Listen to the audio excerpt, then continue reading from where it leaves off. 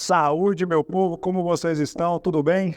Bom dia, boa tarde, boa noite para vocês que estão aqui acompanhando mais um podcast corrente. Hoje estamos sendo recebidos aqui na casa do vereador Jean da Guarda, um vereador que é novo, começou muito novo na política, tem uma história de altos e baixos que a gente vai falar aqui. Vamos focar um pouco aqui na entrevista no trabalho do Jean, o que é o ser vereador, o que é os projetos que são aprovados na Câmara e, obviamente, vamos acabar falando também sobre a questão da faculdade. Isso não tem como a gente escapar hoje, tá? Vamos começar aqui. Bom dia, Jean, como você está? Tudo bem? Olá, Lúcio, bom dia. Bom dia a todos que estão acompanhando esse podcast corrente. E dizer que é uma alegria muito grande estar aqui, uma satisfação, informando o povo de Correntina, tirando dúvidas. Muito bom estar por aqui. Muito obrigado pelo convite. Jean, a primeira pergunta, ela é uma pergunta mais tranquila. Vamos começar assim. O Jean, novo, começou na Guarda Municipal. Lembro de você ainda treinando karatê com o Sensei Aldo, trabalhando dia, noite, e foi daí que você começou a política. Mas como é que é a história política de Jean da Guarda? Lúcio, a maioria das pessoas sabe, mas é sempre bom frisar. Eu vim de uma família humilde, sou de uma família humilde da zona rural, de Cobra Verde. Vim para Correntina ainda novo e com 18 anos eu fui aprovado no concurso da Guarda Municipal. Por isso, fui batizado como Jean da Guarda e todos conhecem como Jean da Guarda. Alguns até acham que é o sobrenome, mas não é, o nome é Jean Carlos, mas me batizou como Jean da Guarda. E é uma satisfação e um orgulho muito grande carregar o nome dessa instituição tão honrada no nosso município. Chegando aqui em Correntina, dentro da Guarda Municipal, bem novo ainda, a Guarda tinha, os integrantes da Guarda queriam lançar um candidato para representar a Guarda Municipal. E eu fui escolhido. Foi até uma surpresa para mim, mas eu fui escolhido. E desde de criança, na escola, líder escolar, trabalho social nas comunidades, sempre fazia. Então, acho que isso também despertou as pessoas que me escolheram para representar. Fui presidente de partido ainda bem novo, com 21 anos de idade.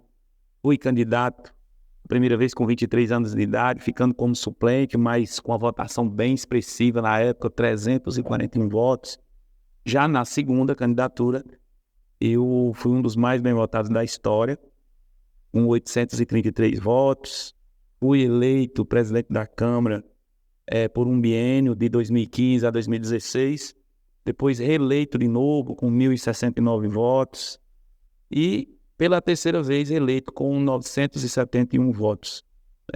Assim, ficando na história como os vereadores mais bem votados da história de Correntina, sempre com a votação expressiva, graças a Deus. Novos, né? Isso. É 21 anos? Acho que você ficou mais. 23 anos eu fui candidato, mas fui eleito com 27 anos, presidente da Câmara com 29. Foi um da história, assim, um dos mais novos da história política de Correntina ser eleito. Mas você pegou um barco aí, que você chegou a ser presidente da Câmara, creio que em 2015, 2016. Você pegou um barco aí que foi numa escalada muito alta. Mas a gente sabe, Correntina é o lugar que onde sobe demais, também cai demais.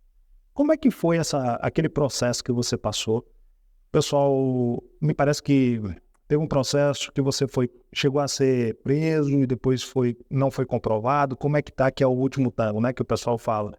E aí saiu essa discussão. Jean não é, eu sou muito amigo da sua mãe, né? Então a gente conversou muito naquela época. E como é que foi esse processo?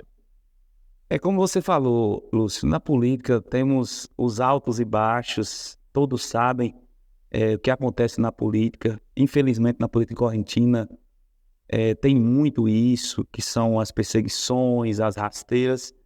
Mas na vida nós temos que tirar os momentos difíceis para ser um trampolim, para crescer mais ainda.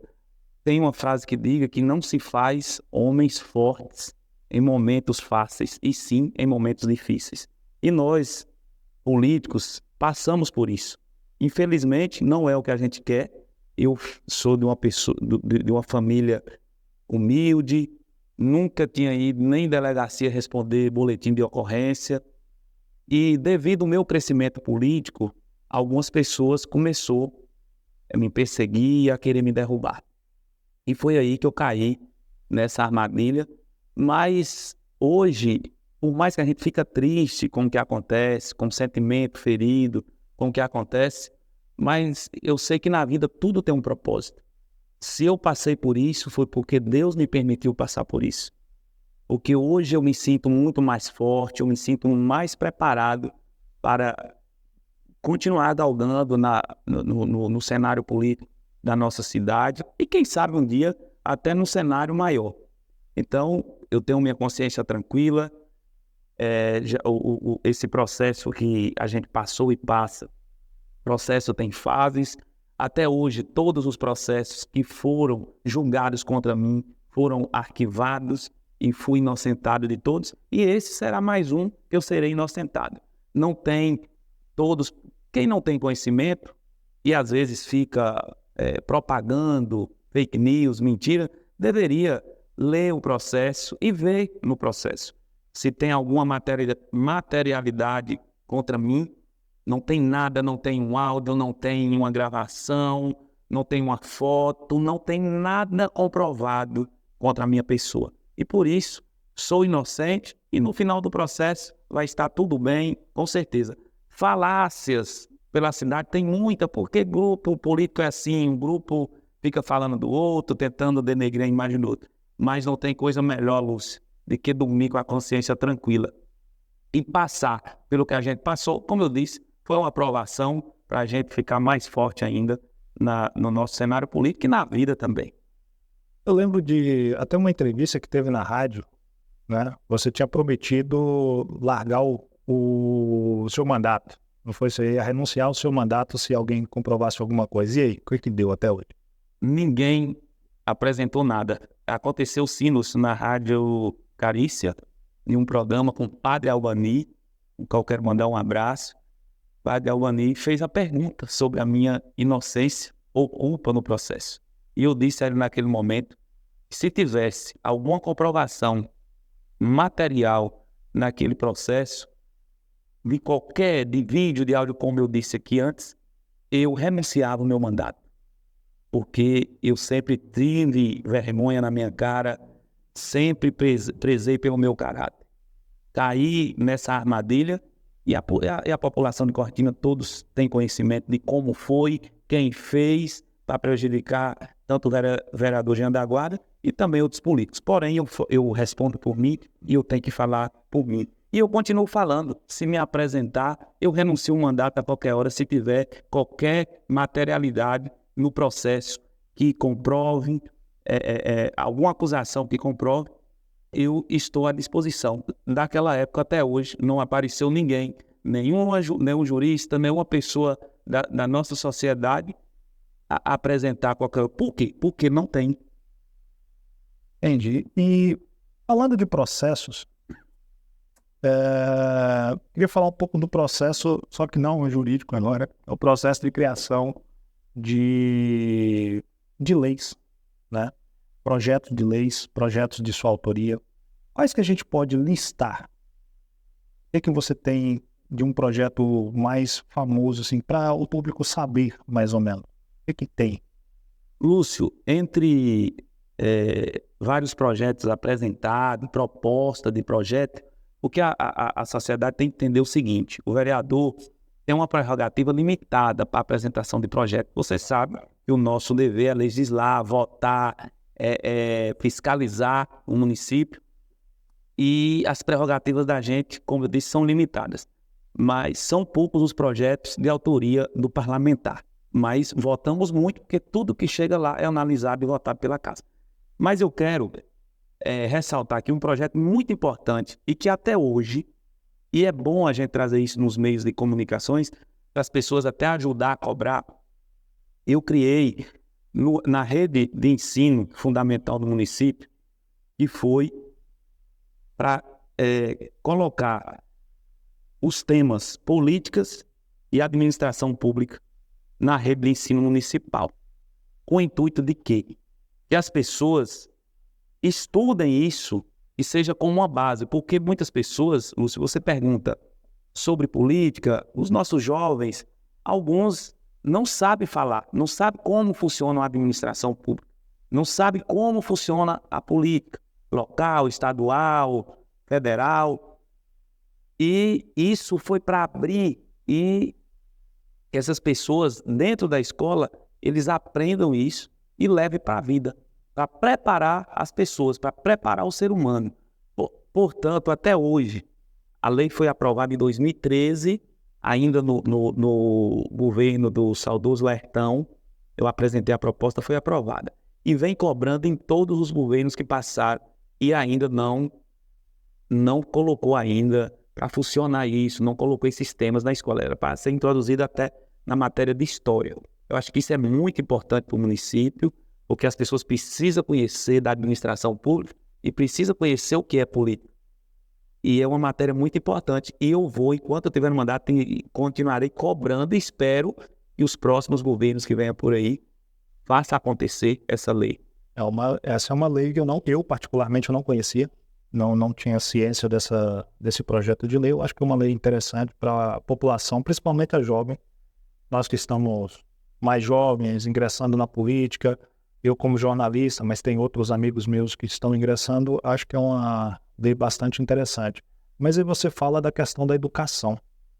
Quando a gente fala da questão da educação, eu lembro daquele vídeo e também da sua fala na Câmara que viralizou, que foi sobre o concurso público, sobre uma prerrogativa de concurso público. Muitos na Câmara, quando eu estava conversando com um, com outro, você me vê ativamente na Câmara, sempre rodando por ali, eles me falavam assim, que você tem mais um outro vereador que estuda muito a questão das leis, principalmente de Câmara, regimento, Constituição, federal e municipal. Como é que é esse trabalho seu? Como é que você chega nessa base, entendeu? Daquele pensamento? Porque alguns chegaram a chamar de profeta, como a gente brincou numa conversa que nós tivemos. Alguns começaram a falar sobre que vocês estavam indo por um lado que é errado, né? Que é um lado que está indo contra a população de Correntina, que é vetando o concurso. Ainda nem chegamos na faculdade. Da faculdade, calma. E aí, como é que é essa questão? Como é que é esse estudo? Né? Como é que você chega nesse raciocínio básico? Como é que o projeto é apresentado para vocês? Lúcio, eu acho que as pessoas devem analisar muito ao escolher seus representantes. Nós temos que ter pessoas preparadas no âmbito do legislativo, no âmbito do executivo. No judiciário já sabe, né? Para prestar concurso, essas coisas tem que ter um conhecimento, tem que ter um preparo muito grande. Eu acho que no legislativo, principalmente, deve ter também. Por quê? Nós mexemos com leis. Toda a legislação do município é passada e votada na Câmara. Então, todo parlamentar deve ter conhecimento. Quando eu fui eleito, Deus e o povo me concedeu. Eu sempre gostei de estudar. Deus me deu esse dom de querer buscar as informações, de estudar muito para ter conhecimento. E não foi diferente ao me eleger para vereador. Eu busquei muito, eu gosto muito de ler. Inclusive, sou formado em administração, pós-graduado em gestão pública, mas eu sou amante do direito. Inclusive, até iniciei uma faculdade de direito, mas não concluí. Gosto muito de leis. Inclusive, os amigos até brincam, me perguntam se eu sou formado em direito e tal. Mas é porque eu estudo, na prática eu estudo muito. Fui presidente da Câmara, eu vivenciei, eu estava ali o tempo todo. Eu acho que nunca um presidente na história vivenciou tanto o seu mandato ali, a sua gestão, como eu vivenciei. E nesse longo tempo, eu aprendi muito. Eu gosto de estudar, de buscar. Eu não sou daqueles que ouço o zum, zum, zum e me apego a conversas. Não, tudo eu vou buscar. Se eu vejo falando de alguma matéria, eu pego a Constituição, as leis e vou estudar. Eu acho que a gente tem conhecimento e aí sim você faz um debate sério, responsável e nunca colocando o interesse coletivo, a sociedade em segundo plano e sempre em primeiro lugar. Temos que estar preparados. Então, eu sempre gosto de estudar, busco as pessoas, sou conhecido sempre, sou abordado, recebo mensagens. E é tão bom, Lúcio, sempre recebo mensagens assim, de jovens, olha, Jean, eu sou seu fã, eu admiro seu trabalho. Então, isso aí eu vejo, inclusive ontem eu estava comentando com uma pessoa, às vezes a gente não percebe, Lúcio, o tanto que a gente representa as pessoas. Então, a gente tem que tentar ao máximo ser exemplo, levar exemplo às pessoas, porque muitas pessoas têm a gente como exemplo, gostam do trabalho da gente, e isso também é muito gratificante. Então, sou sim uma pessoa que gosta de estudar, gosto de me preparar e continuarei estudando. E quando você fala da questão do concurso público, e aí você tocou na questão de profeta, tem até um amigo meu que já me chama assim, ele já manda uma mensagem para mim, bom dia, profeta e tal. Foi gerado sobre essa questão do concurso público. Quando estava fazendo o processo do concurso público, eu disse que aquilo estava errado e que as pessoas iriam ter prejuízos, quem fosse inscrito, e o município também iria ter prejuízo, porque a forma que estava fazendo estava errada. Fui criticado por algumas pessoas, dizendo que eu estava contra o concurso público. Pelo contrário, sou o parlamentar que mais defendi concurso público, sou concursado efetivo do município. Agora, dia 1º de junho, completa 20 anos que eu sou concursado no município como guarda municipal e defendo o concurso público. Mas eu defendo o concurso público, Lúcio, transparente, um concurso público onde as pessoas, todas as pessoas que se inscrevem, tenha a igualdade para participar nesse concurso e não o concurso da forma que estava fazendo. E o que aconteceu? A justiça barrou. Se tem algo errado, hoje não é como antigamente, que alguns faziam da forma que queriam. Hoje não. Nós temos aí um poder judiciário que está sempre atento. Nós temos a sociedade sempre atenta. E aí, se faz errada, vai acontecer o quê? Acontecer denúncia. E a justiça vai barrar, que foi o que aconteceu. Então, não é que Jean é profeta, é que Jean primeiro estuda para se posicionar sobre tal matéria. E o que aconteceu? A nossa sociedade hoje aí, com prejuízo, correntina, porque o município pagou a empresa e depois, ao descobrir a empresa é uma empresa que não tem condição nenhuma, até no CNPJ, com o endereço, quando foi procurar a empresa, fez o pessoal do Sinditec, quero parabenizar pelo trabalho, foi olhar, a empresa não funcionava naquele local, onde estava o banner da empresa, é uma salinha, não tem um corpo docente, não tem nada. Então, todos viram aí que foi feito da forma errada. E hoje, eu provei aí que eu estava certo, mas foi porque eu estudei e vi que não ia para frente essa questão do concurso. Mas essa questão do concurso, estou tentando aprofundar um pouco mais, assim como todos os outros projetos que chegam da prefeitura, quero pensar assim, ele deve passar por um processo licitatório, alguma coisa, e tem que passar pela aprovação da Câmara. Esse projeto, como é que foi para a Câmara antes de criar as inscrições? Porque a gente tem as inscrições numa data, porém antes tem que ter toda uma votação, um projeto, licitação, qualquer empresa. Dessa empresa, o que ela vai fazer, se ela pode licitar, porque, por exemplo, tudo bem, ela estava numa salinha, mas dentro dessa salinha, ela, pelas prerrogativas da lei, se não me falha a memória, não sei dizer o código, sou péssimo com números, ele pode licitar ou ela pode contratar uma terceirizada para poder corrigir essa prova. Mas como é que foi esse projeto antes? Não teve uma votação na Câmara, não teve nada que pudesse chegar antes da inscrição, falar, não, peraí, esse projeto aqui não pode passar porque tem isso e isso e isso de erros, né? Como leigo, eu não sei exatamente quais são os erros. Ouvi dizer que era uma questão financeira, de salários de pessoas, outros como que eram questões de cargo, pré-requisito de cargos, que parece que foi de engenharia até. Então, como é que foi isso? Não chegou para vocês? Não tiveram uma votação? Foi aprovado? Não foi aprovado? Lúcio, o que acontece? Quando o primeiro projeto a chegar na Câmara relacionado ao concurso público, e foi aí que deu muitos falatórios na cidade, foi que o prefeito mandou um projeto para a Câmara pedindo autorização para fazer concurso público. Eu já me posicionei ao contrário e falei que eu não reconhecia daquele projeto, porque o município não precisa pedir autorização para fazer concurso público. E aí, quando eu falei daquela forma, aí já caíram alguns vereadores para cima de mim, matando, dizendo que eu estava sendo contra e tal. Depois, passado alguns dias, foram ver que não precisava realmente. Então, eu já me posicionei ali porque eu estudei a matéria e vi que não precisava. O que precisa para fazer um concurso público? No município, existe a estrutura administrativa, que ela é a mãe da administração pública.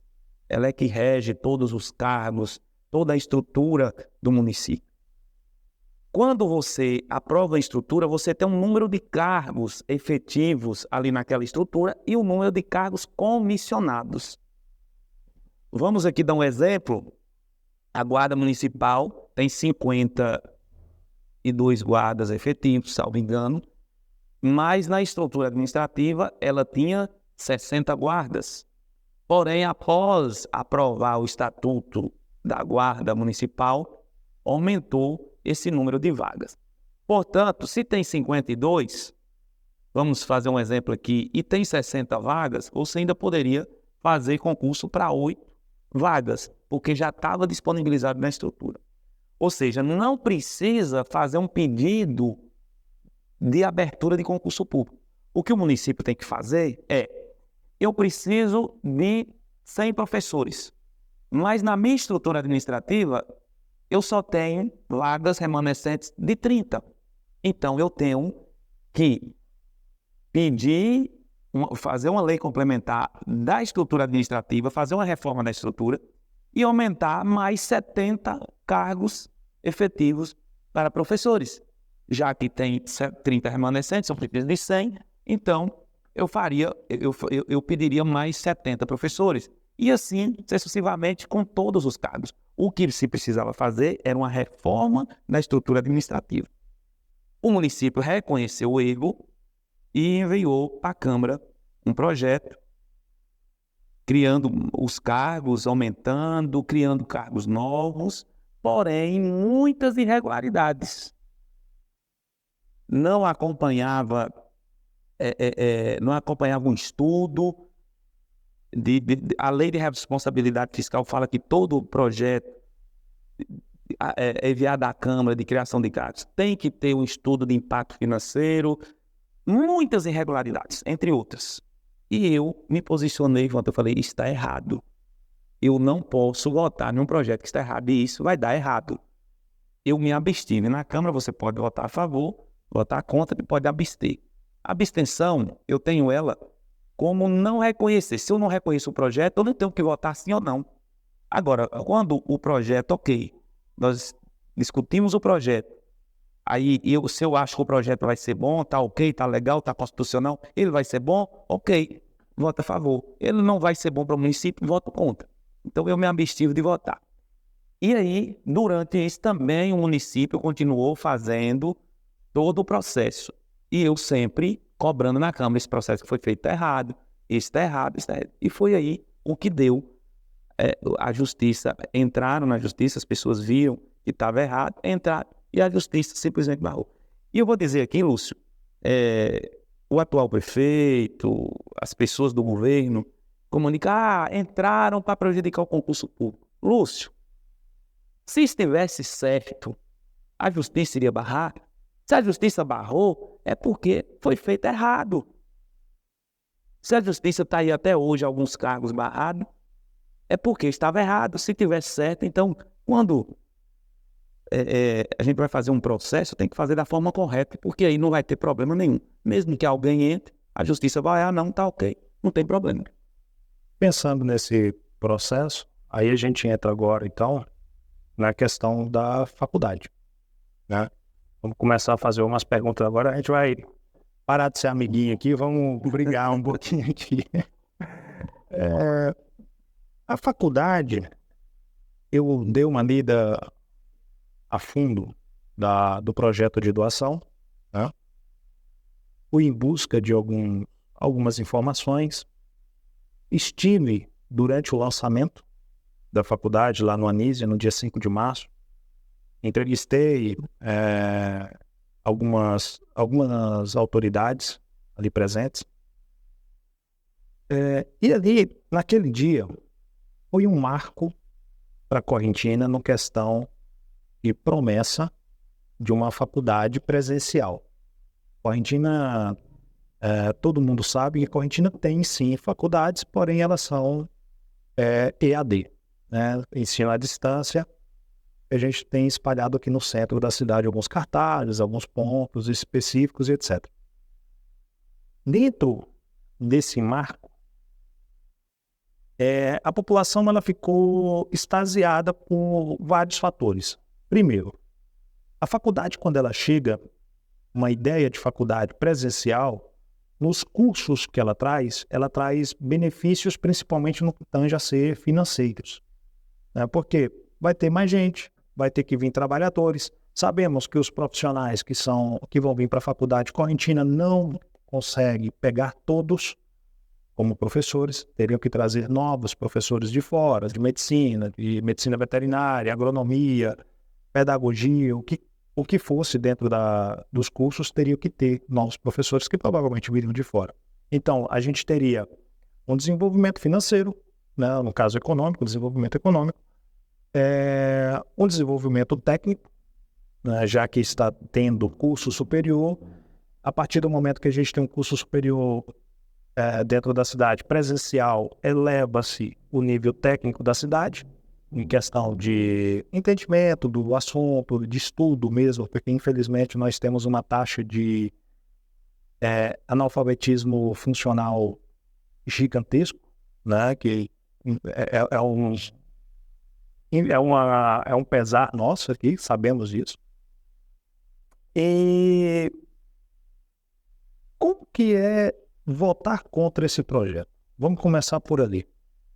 Porque, aliás, vocês votaram contra, na verdade, a doação, que não confunda, não é uma coisa contra a faculdade, mas a doação do polo onde a faculdade se instalaria. Então, como é que é esse projeto? Por que votaram contra esse projeto de doação? Lúcio, primeiro dizer que ninguém é contra uma faculdade, uma universidade se instalar no nosso município. Isso se chama desenvolvimento. Porém, o que está acontecendo em Correntina, estava acontecendo nos últimos dias, foi que queriam confundir a cabeça das pessoas. E esse momento eleitoral, em véspera de eleições, aparece muito disso. E as pessoas têm ciência disso, que Correntina sempre aconteceu isso.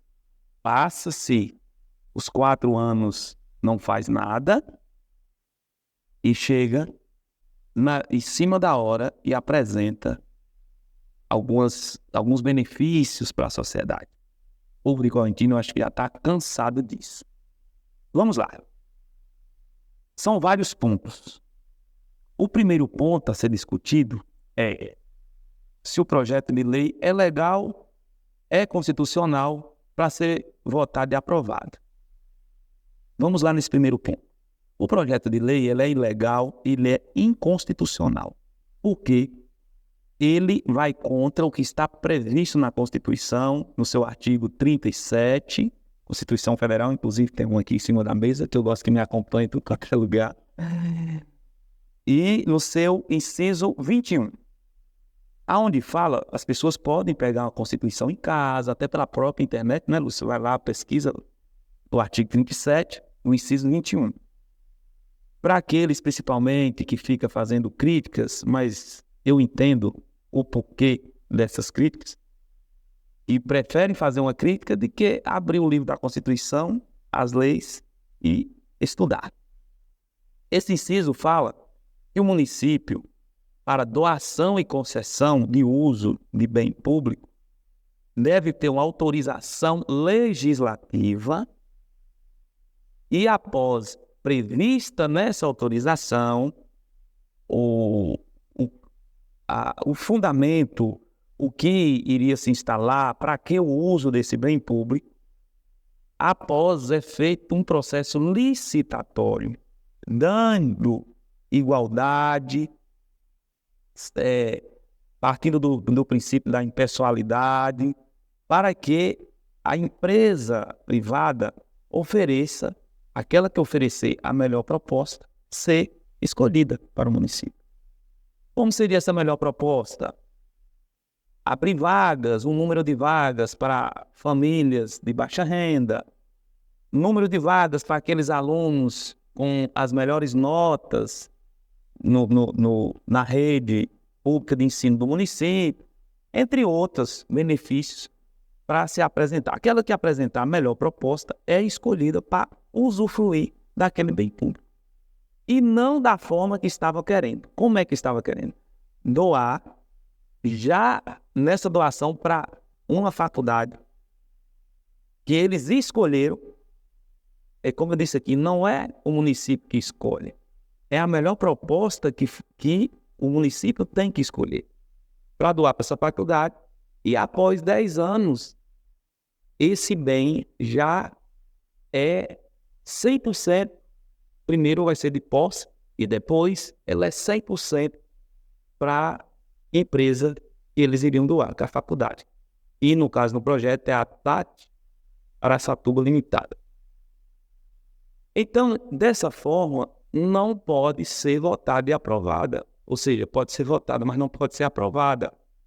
Então, o posicionamento dos vereadores foi nessa questão da ilegalidade e inconstitucionalidade. Não pode ser aprovada dessa forma. E quem participar de um projeto, aprovar um projeto como esse, participar de algo tão, eu vou dizer assim, bizarro como esse, lá na frente os pode responder por isso. Coisa pública não é coisa de brincadeira. Nós não podemos pegar a coisa pública e sair distribuindo para ninguém. Mas aqui em Correntina está acostumado a fazer isso, como a gente vê.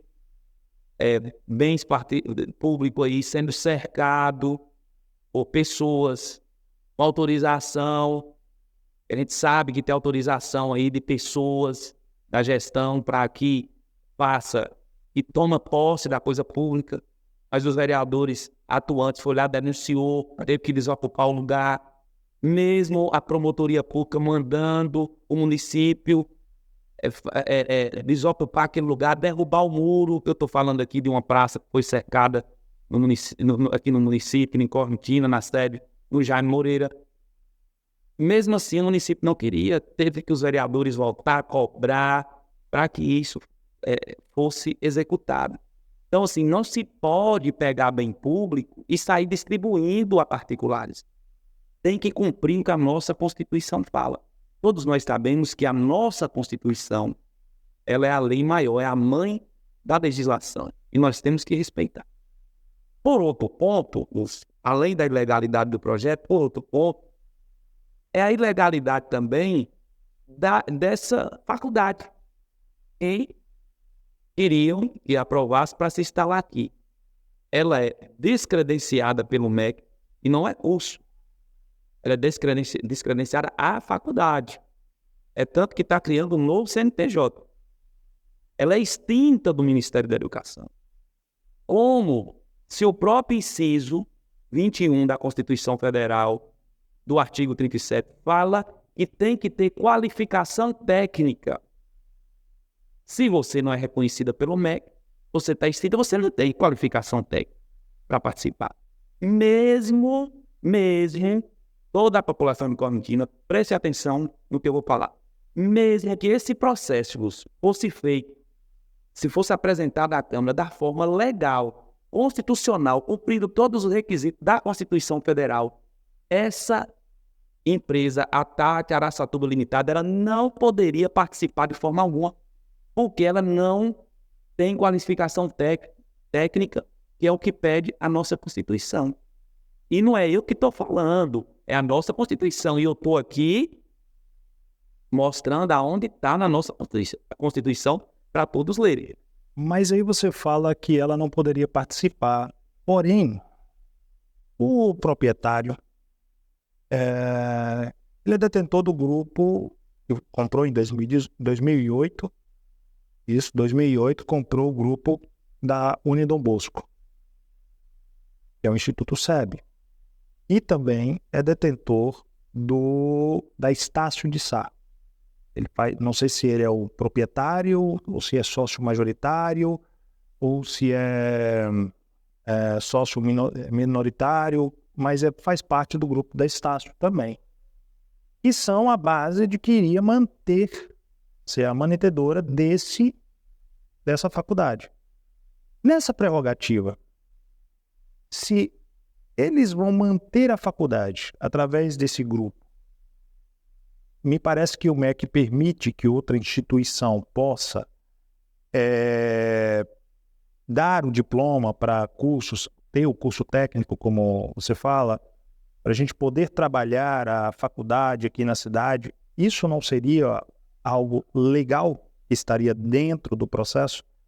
Porque, assim, eu entendo que ela está descredenciada, segundo uma nota que ela publicou, e o jornal Correntina publicou, a pedido dela mesma, para descredenciar, né?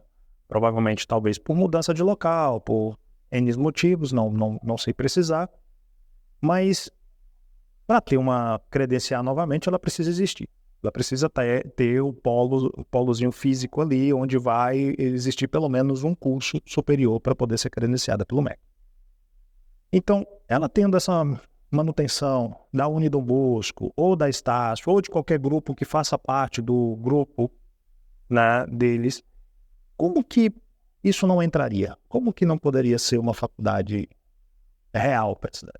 Lúcio, quando eu coloco a questão da qualificação técnica, nós estamos indo para o ponto da faculdade, porque de cara o projeto já está ilegal, da forma que está sendo votado, mas nós estamos falando aqui da faculdade. Quando o processo legal seria o quê? Após a autorização legislativa, com todos os requisitos ali para fazer o processo licitatório, esse processo licitatório vai receber a melhor proposta. E você sabe muito bem, as pessoas que conhecem um pouco de licitação sabem que para participar de um processo licitatório, você tem que ter qualificação técnica.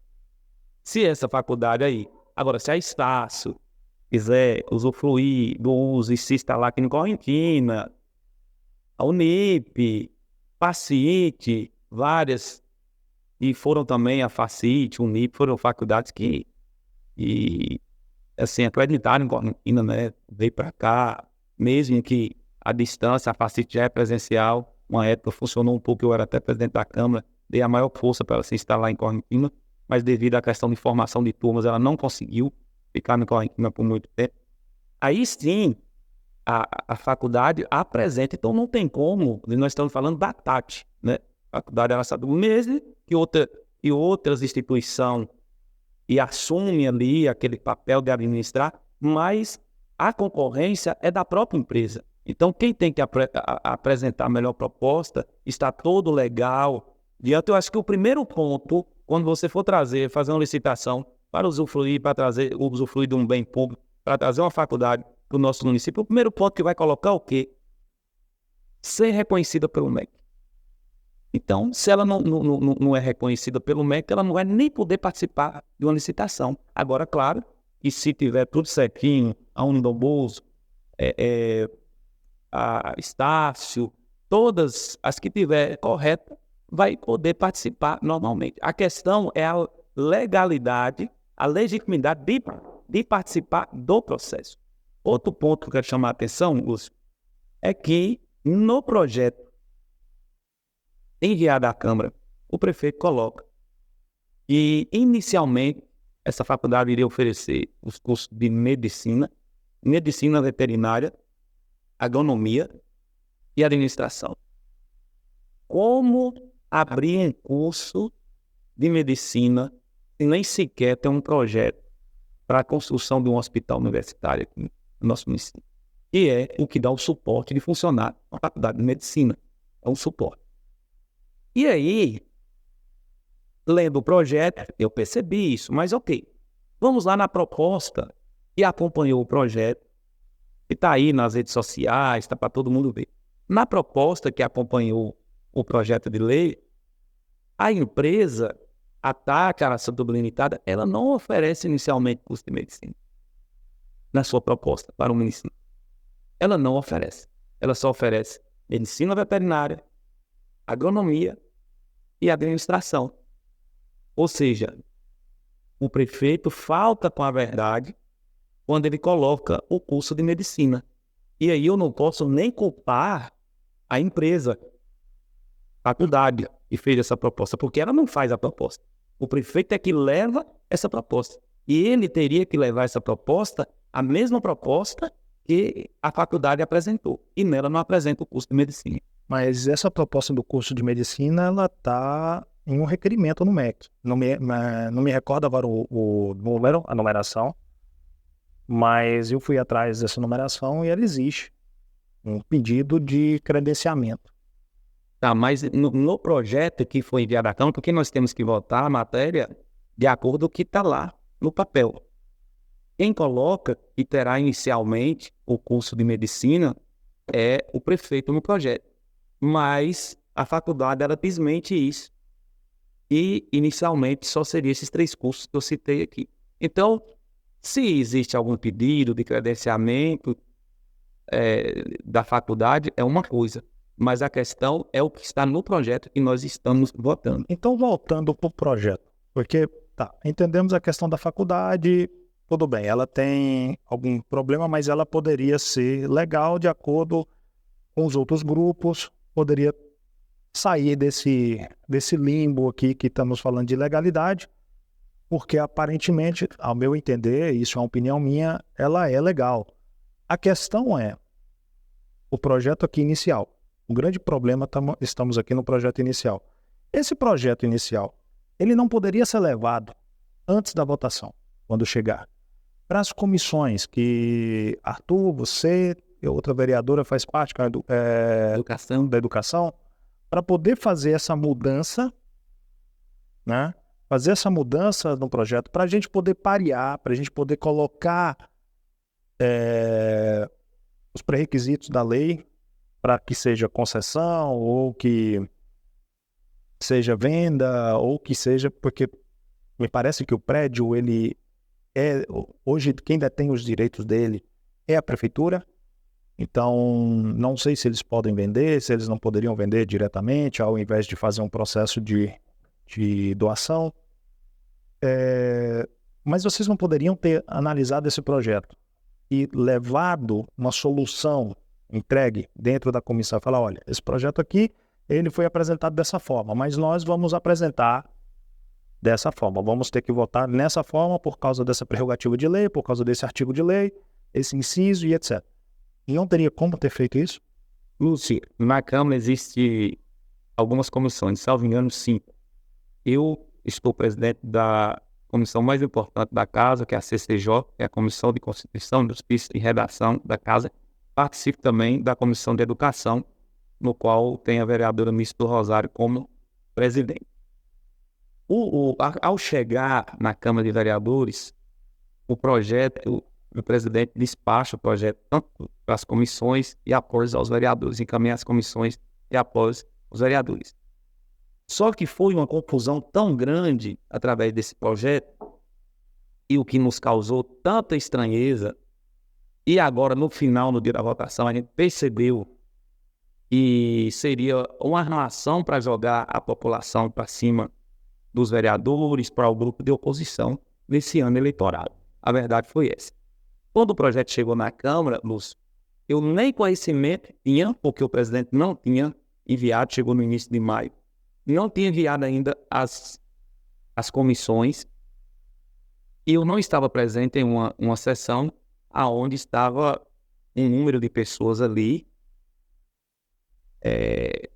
fazendo confusão, gritando, fazendo baderna para que fosse aprovado, que fosse votado esse projeto.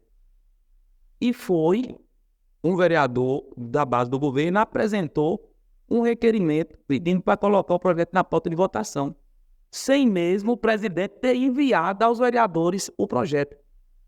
Aonde esse vereador achou o projeto? Porque para o projeto chegar na mão dos vereadores, o presidente tem que despachar para as comissões e para os vereadores. Arrumaram cópia do projeto dos vereadores, a administração atual, faltando com a ética. Isso é questão de ética. Mas tudo bem, né? O presidente, sabiamente, dentro do regimento interno, não aceitou, porque não tinha legitimidade nenhuma aquele requerimento. E aí a sessão teve que ser encerrada por tumulto. Na sessão seguinte, o presidente da Câmara, que ele enviou às comissões o projeto, o presidente da Câmara teve que interromper a sessão novamente por motivo de badernas, pessoas, apoiadores do governo, dando pressão nos vereadores para votar do jeito que eles queriam imediatamente. O presidente achou por bem, e também está previsto na nossa Constituição Municipal, que projetos de natureza, dessa natureza, projetos grandes, principalmente um projeto que vai fazer uma doação, tenha que ter uma audiência pública para ser discutida. O presidente oficializou os poderes, inclusive o atual prefeito, o judiciário, para estar presente na audiência pública, que designou para o mês de junho. Porém, o prefeito imediatamente enviou um ofício à Câmara pedindo que o projeto fosse votado de urgência urgentíssima. E quando o projeto é regimental, quando o projeto, o prefeito pede, o autor pede, tem que ser votado no máximo em 30 dias. Tem que ser apreciado e votado no máximo em 30 dias. O presidente, como já estava perdendo o seu prazo para colocar em votação, o presidente, como manda a legislação, atual presidente colocou em pauta de votação. Os vereadores da base só não estavam presentes. O restante dos vereadores viajou com o prefeito. E aí, o que nos causa a estranheza é que o prefeito pede para votar de urgentíssimo, ele sabia que tinha que colocar isso imediatamente na sessão sequente. O presidente colocou e ele tira os vereadores dele para não estar presente na sessão.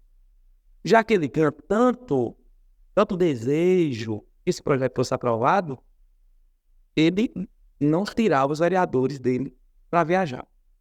E o projeto foi votado, inclusive só 2 vereadores da base do governo informou o presidente que não estaria na sessão ordinária de terça-feira passada.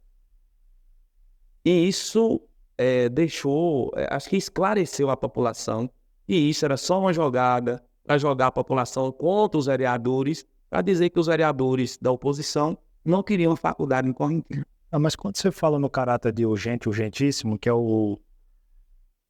dentro do regimento interno, o parágrafo 71, aliás, o Código 71, ele vai dar, como você mesmo disse, 30 dias, né, para poder fazer a votação daquele projeto. O projeto, eu como leigo, e eu acredito que como a maioria da população que não tem um conhecimento específico do regimento da Câmara Municipal, né, dessa prerrogativa, quando chega nesse caráter com 30 dias, ele enviou um projeto, o ofício que foi no dia 22. No dia 22 desse mês. Então, tecnicamente, em teoria, eu como leigo entendo que no dia 22, teríamos até dia 22 de junho para poder fazer essa votação. Isso, novamente, repito, como leigo. Como que um dia a mais ali, entendeu? Já que estava faltando, já que Eu entendo, o presidente ele não tinha como saber quem ia faltar se ninguém enviar um ofício, alguma coisa falando, olha, eu vou faltar, justificando a ausência, eu até entendo isso. Mas poderia, assim como o requerimento que foi apresentado naquela mesma terça-feira do vereador da base do governo, que estava presente ali, que era Nelson Carinha, que esteve ali, como que nós podemos entender que isso não foi para simplesmente negar? Entende? Porque assim, para ter, de qualquer forma, para o projeto passar, precisaria ter 9 pessoas ali, de 13 vereadores. E ali tinha 8 vereadores, não iria passar de qualquer forma. Entende? Mas por que não esperar esse prazo, então, dos 30 dias? Como que funciona, então, isso aí? Sobre a questão dos vereadores, nós temos 13, recentemente de todos. 2 avisou que não estaria presente, como você mesmo falou, o presidente não podia adivinhar, mas tinha 11 ali, né? Se 2 avisou, ainda sobrou 11 vereadores. Porém, não comunicou o presidente que não estava. Sabemos depois, através de redes sociais, que estava em Salvador acompanhando o prefeito. Sobre a questão dos 30 dias, no regimento, fala que o projeto com pedido de urgência urgentíssima será apreciado no máximo 30 dias. Ou seja, é o projeto. Geralmente, é de praxe os prefeitos enviarem o projeto e esse pedido de urgência urgentíssima já anexado no projeto. Porém, também, ele tem a prerrogativa dele de pedir, porque se o projeto estiver lá há muitos dias, de pedir para ser votado. Então, o que conta não é na data do pedido de urgência urgentíssima, é na data do projeto. É tanto que o regimento fala, o projeto terá que ser apreciado em no máximo 30 dias. Então, é conta da data do projeto, que foi protocolado ali no início de maio. E o mês praticamente já acabou e o presidente teria que colocar em pauta, não tinha mais tempo hábil. Então, o que conta é da data do protocolo do projeto e não do protocolo do ofício do prefeito pedindo urgência urgentíssima. E o que aconteceria se caso o presidente da Câmara resolvesse adiar? O que extrapolaria aí, no que você falou, já que foi protocolado no dia 2, venceria dia 2 então agora, ele é um domingo, a próxima sessão seria no dia 4 de junho. Então, o que aconteceria se caso ele não passasse esse projeto? O presidente, quando ele descumpre a legislação, ele pode responder por ato de improbidade administrativa. Então, o gestor ele tem que cumprir o que está na legislação, nas nossas leis que regem, para que ele não responda o processo. E, com certeza, acho que nem ele, nem eu, se estivesse como presidente, nenhum vai querer ficar respondendo o processo por improbidade. A gente tem que cumprir os prazos, o que está dizendo a nossa Constituição do município, a legislação, tem que cumprir. Então, eu acredito que o presidente agiu da forma correta e eu também agiria da mesma forma. Mesmo com o líder da base que estava aliás, ele não é o líder da base, mas o que estava presente no momento, Nelson Carinha, feito o requerimento e ele sendo deferido, teria esse problema? Teria sim, por isso, porque os vereadores que votou contra o requerimento do vereador da base, os vereadores se apegou ao quê? A legitimidade, a legalidade, que é o que está dizendo o regimento interno. Portanto, que quem acompanhar a sessão viu, eu mesmo expliquei isso. Eu não vou descumprir, eu tento o máximo, eu sempre, ali dentro daquela casa, desde quando eu entrei ali, Lúcio, eu sempre falo com os colegas, debato com os colegas.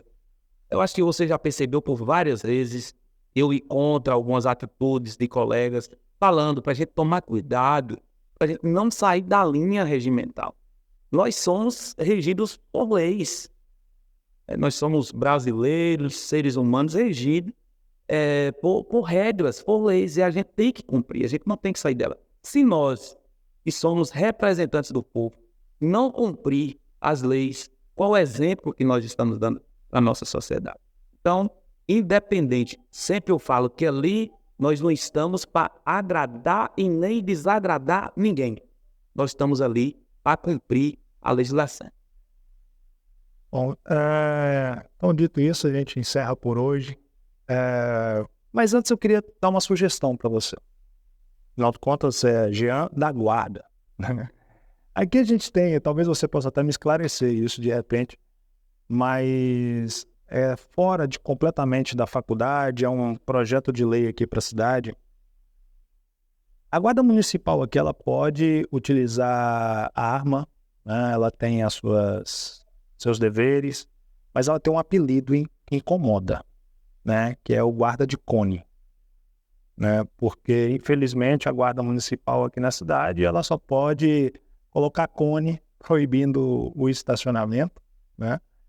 E não pode causar multas. Não existe nenhum projeto de lei da Guarda Municipal poder autuar, poder trazer um DENIT, né? Que seria uma secretaria, você transpe funcionar de acordo, dar multa, normalizar. Porque, por exemplo, ali na Rua da Chácara, onde vivi por anos ali, passando o horário da manhã, carro estacionado de todos os lados, pessoas que utilizam da contramão, e etc. Não existe nada que possa ser feito para eles.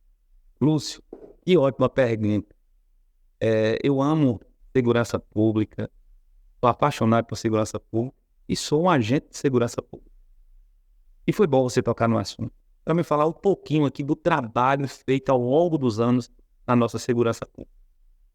Para aqueles que não conhecem, o projeto que criou a Secretaria de Trânsito e Segurança Pública foi da minha indicação, um projeto de indicação do vereador Jean da Guarda, e que hoje está aí implantado em nossa cidade, a Secretaria de Trânsito e Segurança Pública. O que é a segurança pública, nos debates de campanhas, nos compromissos feitos pelos políticos de campanha, escolhe 3 áreas: educação, saúde e segurança pública.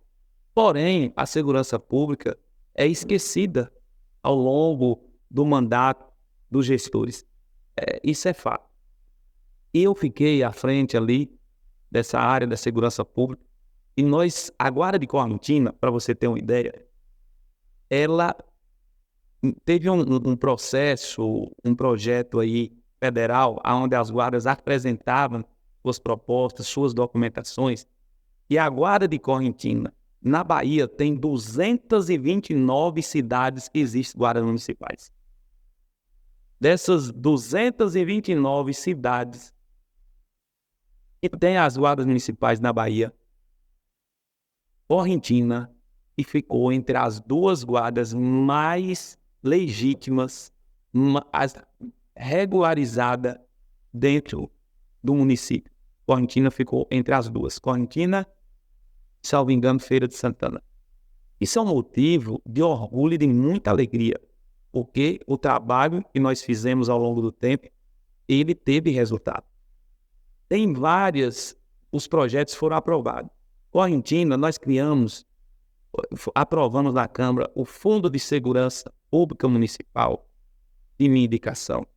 Nós aprovamos o Centro de Formação de Guardas Municipais, onde forma todos os agentes de segurança pública do município e de outras cidades, até de outros estados. Olha a visibilidade. Correntina, o centro de formação mais perto da Bahia é 750 quilômetros longe de Correntina. Então nós aprovamos tudo bonito, porém, infelizmente, o atual gestor não colocou para funcionar nada.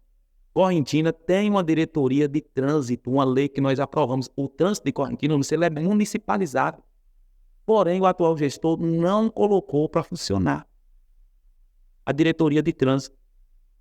Então, são vários os projetos aprovados no município de Correntina. E a Guarda Municipal, através de lei federal, nós temos o Estatuto Geral das Guardas Municipais, aprovado em 2014. A Guarda Municipal tem o poder de polícia, inclusive foi questionada a lei no STF, o STF já analisou, superou isso, e o STF falou: a Guarda Municipal tem poder de polícia, sim, faz parte do sistema de segurança pública no Brasil. Então, o que falta é os gestores que assumir o nosso município, colocar para funcionar. Porque está tudo aprovado. Falta o quê? Colocar em prática. Na teoria, está tudo aprovado. São muitas leis. É tanto que de 229 guardas municipais na Bahia, nós ficarmos entre as duas mais regularizadas, é motivo de orgulho para a nossa cidade. Então, longo dos anos eu fiz, junto com os colegas, um trabalho muito importante na segurança pública. Me falta vir um gestor que tenha coragem de transformar com os projetos aprovados que temos. Nós podemos ter destaque no Brasil em segurança pública. E eu ainda tenho esse sonho. Ainda de Correntina ficar entre os destaques de segurança pública no nosso país. Tem como fazer. Basta ter boa vontade, porque as leis estão aí, só basta colocar em prática. Já eu agradeço você aqui por receber aqui o nosso podcast, por trazer aqui para a entrevista, abrir a porta da sua casa para a gente fazer perguntas agradáveis, outras nem tanto. Mas de coração eu quero agradecer vocês aqui da sua casa que recebeu a gente.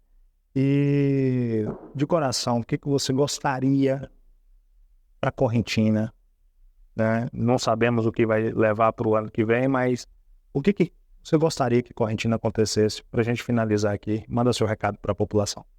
Primeiro, gostaria de agradecer você pela oportunidade, dizer que é uma honra receber aqui o seu podcast e parabenizar.